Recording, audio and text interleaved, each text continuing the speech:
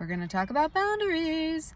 So a lot of you have said to me, you don't know how to set boundaries, or you set them and then you feel guilty. And there's a third aspect we're going to talk about today. I think I'll probably do a podcast about it. But first, I want to talk about setting boundaries. I have a whole course on it with 10 videos.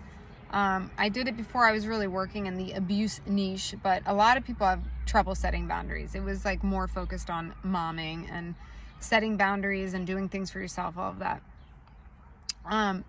So part of the problem with setting boundaries is when you're in a narcissistic abuse situation, or you have been, or you're used to that dynamic, the narcissist does not respect your boundaries.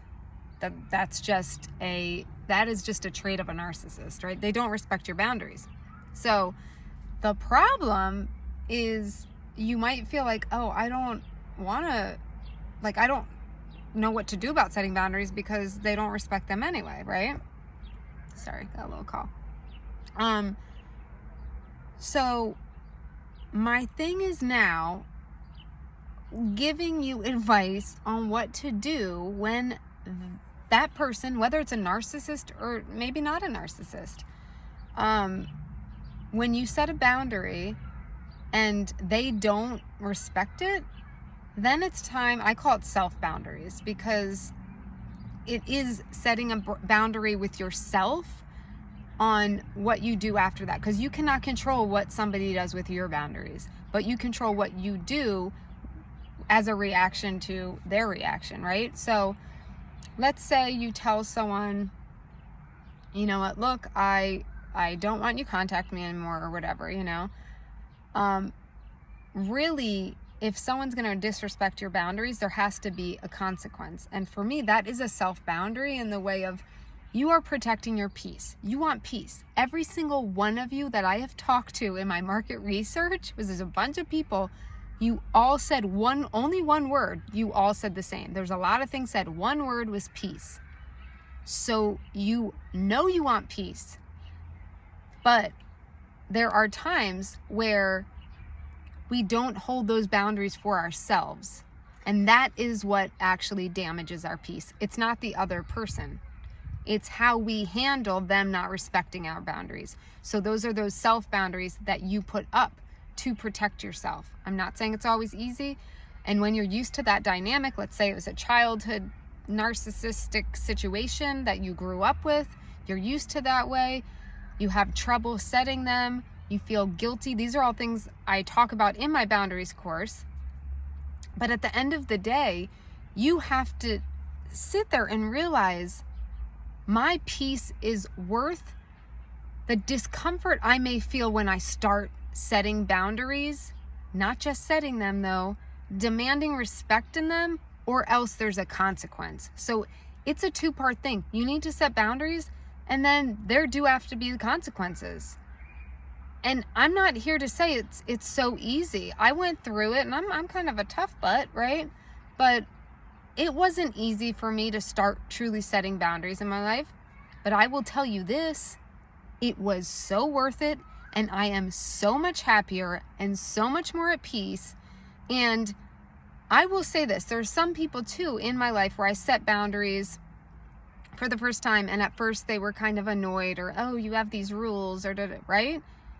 But they respected them, right? I'm not saying a narcissist will, but there's people you, after narcissism, are going to want to set boundaries with because they're used to being a certain way and you've changed.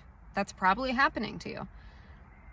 You set those boundaries, they may feel uncomfortable, but they still love you and want to be around and whatever, and they will get used to it. I have people that have gotten used to it, and it is what it is, and that's just it. Like, they know there will be a consequence if they don't respect my boundaries. That consequence is usually you have a more distant or no relationship at all with this person, right?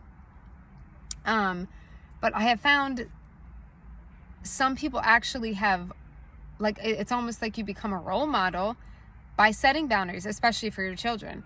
But even I have someone in my family, that is not my child, in my family, I'm not going to name names or say who it is, but I have noticed since I started setting boundaries, they were someone who had very little boundaries themselves.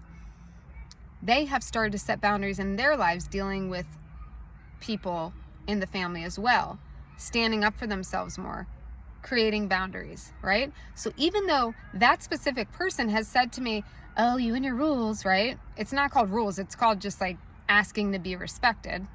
But even that person, I can tell, made a shift. And they even mentioned to me, you know, I feel like I have been affected by you doing this, and started implementing in my life. So don't be surprised if there's icing on the cake of having a great effect on those around you that may even have a problem with you doing it, but you're empowering them through it. I know it sounds crazy, but it happens. It's happened with, I'd say, 2 or 3 people that I'm close with, just by even watching me, even someone I haven't had to create, well, I can say with my husband, I haven't had to create boundaries with him.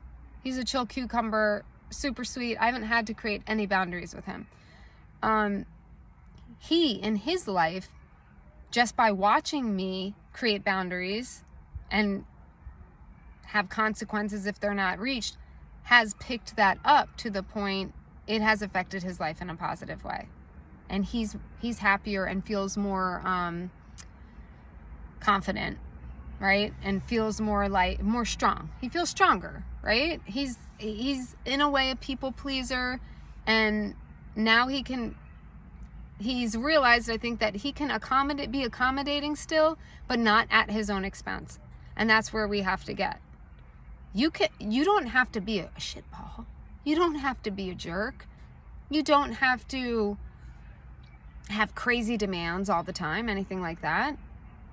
But there was a quote yesterday. Oh my gosh, I wish I could think of it. It was basically, I'm not going to ask of someone else what I'm not providing myself. Like, I'm going to speak to you kindly. I'm just asking you speak to me kindly, right? I'm not dismissive of your feelings, so I'm not going to feel bad or guilty about you asking, or you being not dismissive of my feelings. So smash that guilt. If you would do it, then there should be no guilt. You're not asking for something you wouldn't give. Look, I'm getting real heated up here. Woo! It's hot outside. It's hot in my body. So okay, I want this to be under 10 minutes. So anyway, I just wanted to talk about that. Yes, there's boundaries, but there's also the consequence you do have to give if those boundaries are crossed and not respected. There's conversations. Again, all of that. My boundaries course is amazing. Please ask me about it if you're interested. And on top of that, you have to have the self-boundary of like, I'm asking for peace. This is not an option to not have boundaries. And F the guilt. Because if I would give it, then I sure as hell should get it. You deserve it, queen. Deuces.